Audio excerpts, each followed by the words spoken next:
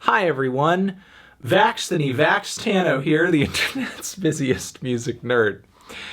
And it's time for a review of the new Freddie Gibbs and Madlib album, Bandana. This is the new collaborative album of Gary, Indiana rapper Freddie Gibbs and hip-hop production legend Madlib. At this point, I don't think either really needs that deep of an introduction, especially since the last time both of these guys linked up, they came through with one of the best hip-hop records of the decade. Of course, I'm talking about 2014's Pinata. Not only was Madlib in rare form on this album, dropping some of his best beats since his crossover with MF Doom in Madvillainy, but Freddie's work I had been aware of up until this point, but on this record, it really floored me. He was on a level of focus and flow and just conceptual topical writing that he just hadn't been on before. So I would say Pinata is certainly a case of Madlib and Freddie coming together and bringing out the best in each other. So I'm here hoping they can do that once again 5 years later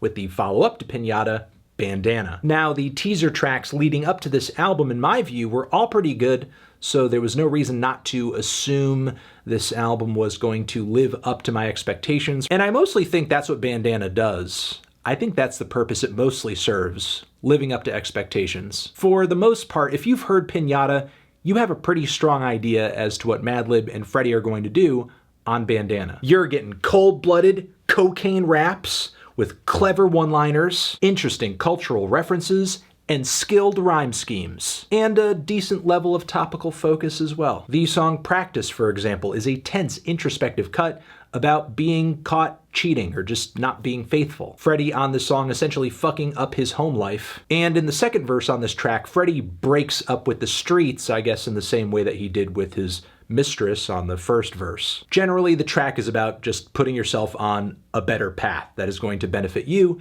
and those who you love, those around you. We also have the glamorous and smooth Crime Pays, which is pretty self-explanatory, though not entirely a glorification of crime. A lot of the track is about the risks being taken, the costs of existing in the underbelly of society. Gibbs talks about someone he knows contracting HIV on the track. He also goes into his own drug dealing, saying that he's slanging, but he's still a slave. The song Fake Names deals in a lot of the same issues as well, but the tone of the track is so much more fearful and paranoid. Shit's so real, gotta use fake names. And on the second verse of this track, Freddie delivers this flawless, masterful flow over one of the most unexpected beat switches on the entire record. Meanwhile, the track Cataracts is like this blissful inebriation anthem with a somewhat nostalgic kick. The song is like I'm just locked in a hazy dream state. It's so fuzzy, it's so sleepy. Meanwhile, Freestyle Shit is an incredibly soulful kickoff to this entire record. It's got some vintage horn samples and some very generous vinyl crackle as well. Freddie weaves rhymes on this cut about his transition from street hustling to rap stardom. His mantra on the song essentially being, when this music shit wasn't moving main, I might as well be moving things. For the most part, Freddie sticks to his guns on this album of drugs and crime and violence, but while also acknowledging the dark side of that lifestyle and the way our political system influences the current state of things. One of many examples of this on this album are the Obama and incarceration lines on the back end of Flat Tummy Tea, also the ongoing drug war and the way aspects of it disproportionately affect the black community. And this consistency from Freddie over the years isn't really a bad thing. So few rappers are operating at his level and in his lane at the moment. Lyrically, I think the lowest point on the album is the really quick Maxine Waters line on the track Palmolive, where Freddie drops a somewhat anti-vax line, and I get why a guy like Freddie would be skeptical of things like the government, the powers that be, the medical system. Incredible amounts of medical injustice have been leveled against the black community for generations, and it's still going on. It's still costing lives. Still, though, in a time where it's routine to see headlines talking about measles outbreaks,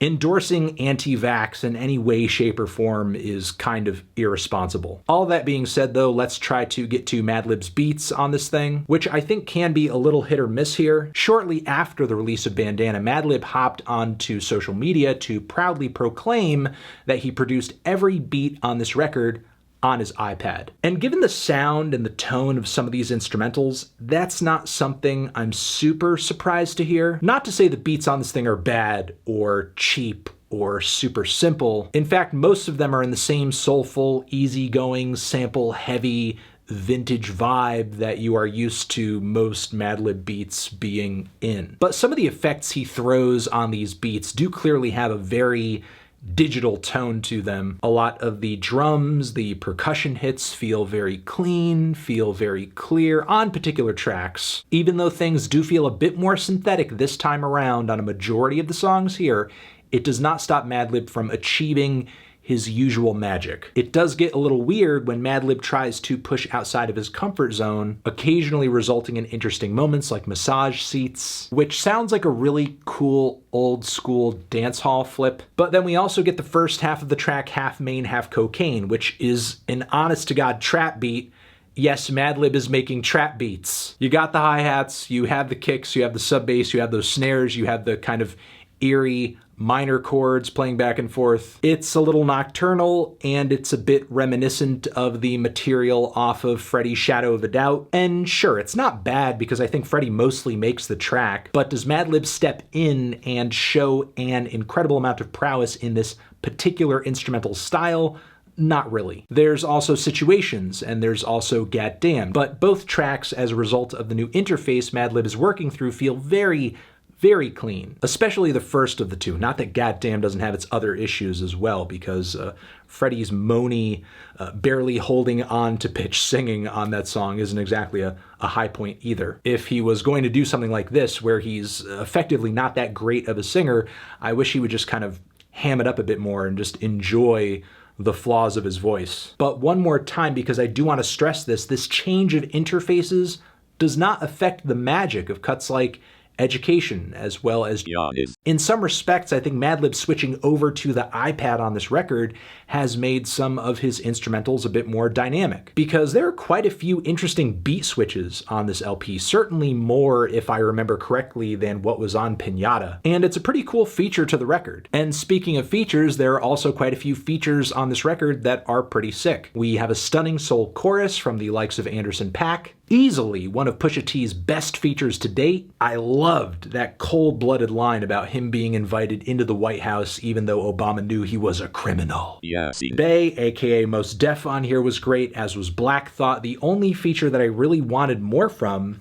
was Killer Mike, who handled the chorus on Palmolive decently, but when Killer Mike appears on your record, you want to utilize him to the greatest degree that you can. Overall though, Bandana, great album. Even if I don't love it as much as Pinata. I don't find it to be as immersive, there's not as much material here, not as many impressive hooks, and Pinata just contains tracks that you're just not gonna outdo. Songs like Real, which are easily one of the most brutal diss tracks of this decade. A few of Madlib's beats, in my opinion, were just okay, but I cannot deny that Freddie, I think, upped his game a little bit on this LP. I think Madlib, in my opinion, shone a bit brighter on Pinata than Freddie did, but I think Freddie is who really kind of stood out as the prime voice, the prime artistic voice on Bandana. All that being said though, this record is still two of the best right now doing what they do best,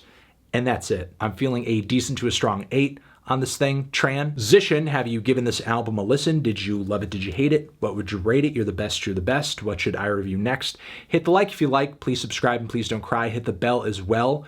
Over here next to my head is another video that you can check out. Hit that up, or the link to subscribe to the channel. Anthony Fantano, Freddie Gibbs, Madlib, forever.